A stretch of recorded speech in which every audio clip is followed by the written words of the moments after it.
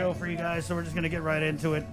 You know, Public Health yesterday released a list of 30 businesses that these airmen had gone to, and the reaction, of course, I mean, people were just freaking. But we want to hear from the businesses, at least a couple of them this morning. We've got Chef Peter Duenas of Mescla, and we want to start here by bringing on Mo from Mosa's. And good morning, Mo, Chris and Bree. Mo.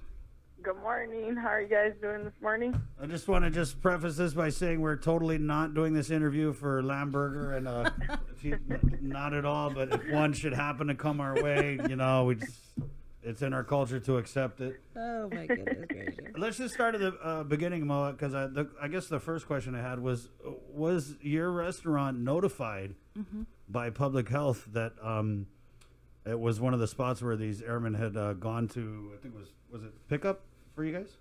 I think it was Yes. Right. We were told that at the time that they didn't know if it was dine-in or pickup. They called us 2 days ago and told us that on the 9th or the 10th, they weren't sure of the time. They couldn't give us a name, anything, which was 2 weeks ago.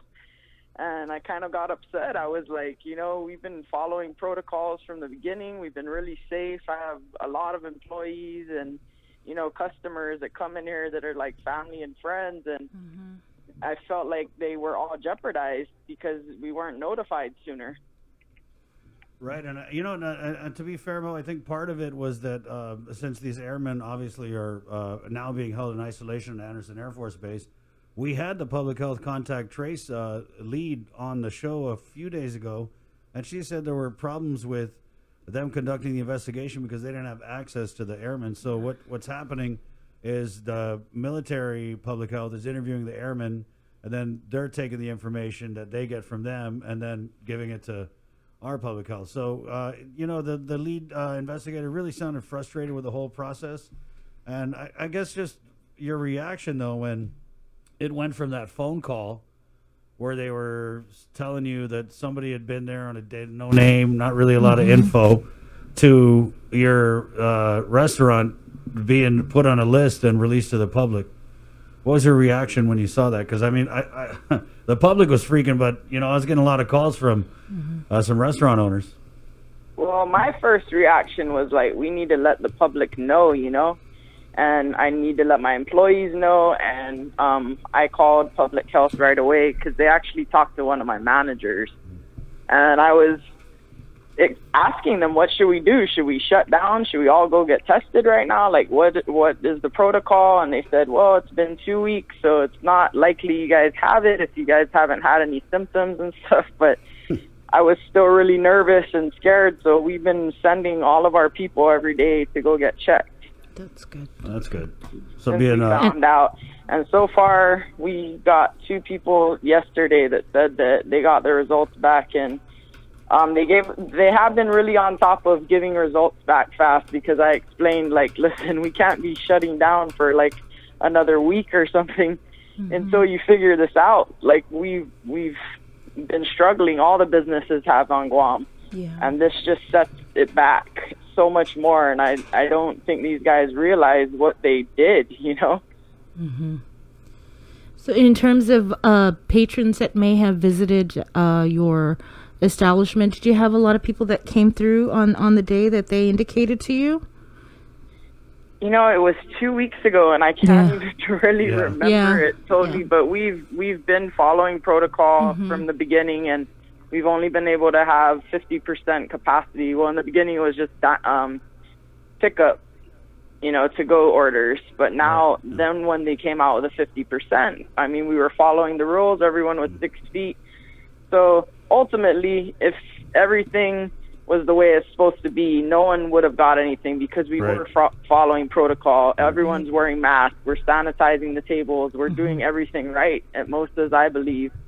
But there's still that chance, and that's so frustrating because we've been so safe and we've been trying so hard to follow protocol so we don't spread it or so nobody else spreads it, and then this happens and it's like back to square one. Right. And, you know, I mean, it's not, I don't want to use the word fault, but, I mean, it's not you guys' fault these guys went to go eat there. I mean, it's all on them. And you're right, in a perfect world, why we're practicing and adhering to all these different mandates that public health has put out is precisely because if we come into contact with somebody, they should be 6 feet away. They should, you know, be wearing the mask. So, yeah, I get it. I mean, you guys are doing your part. Did you feel blindsided at all by your restaurant being put out on this list?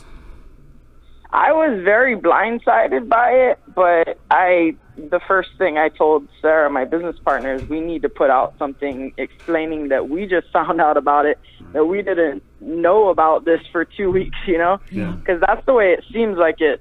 If you hear the news, like, or you see it on Facebook or Instagram, it's like, man, all these businesses knew about it, but none of us knew about it until a couple of days ago. Yeah.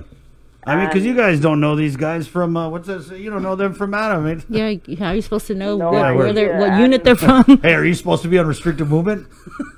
Before you take your order. It makes you feel like maybe we should be asking that. Well, or putting up a sign.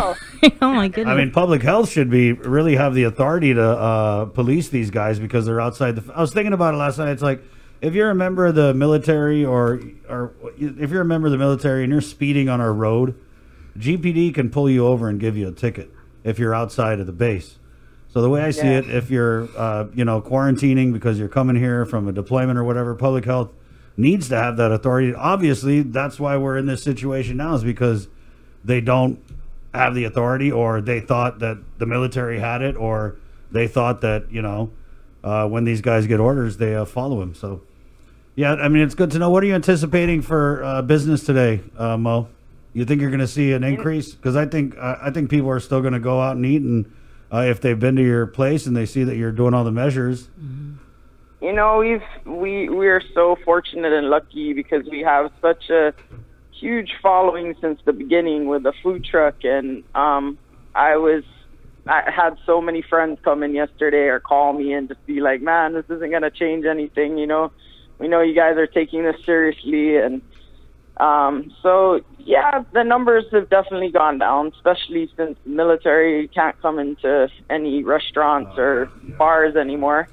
But I'd prefer that over getting my staff or any customers sick, you know? Yeah, and I think that's really key here is even our business owners are realizing that this is a public health issue, and we all want to do what we have to do and make those sacrifices to keep the island safe. Mo, thank you. I know that you got a big fisheries thing, so good luck on that. And, keep us posted. Touch base with me. You got my number. Shoot me a text. Let me know how it goes.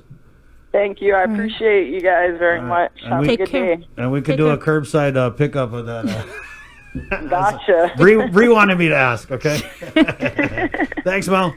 Thank you. Have a good day. Wash your hands. Okay, 6:55. Let's keep it going on the phones here.